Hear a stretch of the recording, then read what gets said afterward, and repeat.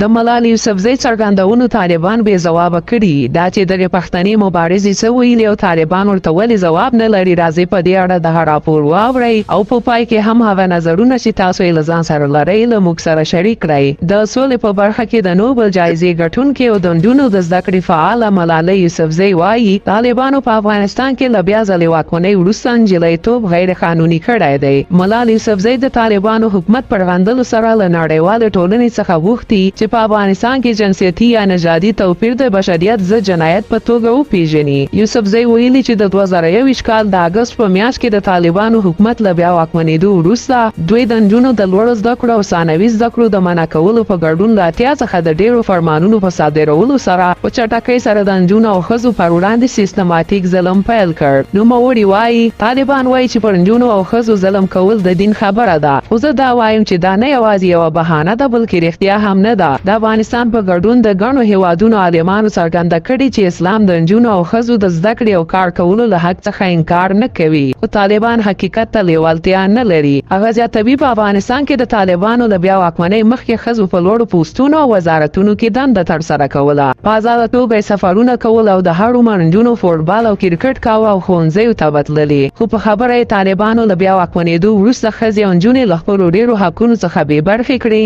او ډېر محدودیتونه یې پرې ولګول چې له شپږم ټولګي څخه پورته زده کړې له استثنا پرته په ډېری دولتي او ټولو نادولتي ادارو کې کار کول، تفریحي پارکونو، ورزشي ځایونو او ښځینه حمامونو ته د دوی په تګ بندیز او له محرم پرته د لرې واټن سفر کول په دې محدودیتونو کې شامل دي. په ورته وخت کې کله چې ازادي راډیو د طالبانو له ویاند ذبیح الله مجاهد څخه د ملالۍ یوسفزۍ د یادو څرګندونو په اړه پوښتنه وکړه نو هغه هیڅ ځواب ورنه کړ. بلخوا د بشري او د ښځو د حقونو یو شمېر فعالان هم په افغانستان کې د ښځو او نجونو پر ضد د جنسیتي یا نژادي توپیر د رسمیت پېژندلو غوښتونکي دي.